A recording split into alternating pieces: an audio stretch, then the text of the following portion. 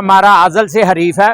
जिस तरह बॉर्डर पे अल्हम्दुलिल्लाह हमारी पाकिस्तानी आर्मी जो है उनको मात देती है, तो खेल के मैदानों में पाकिस्तान के नौजवान खिलाड़ी जो है इनको इंशाल्लाह मात देंगे।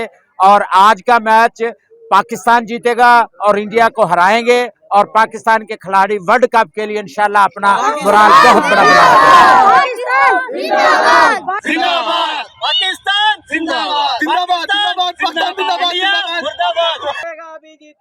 पाकिस्तान जीतेगा।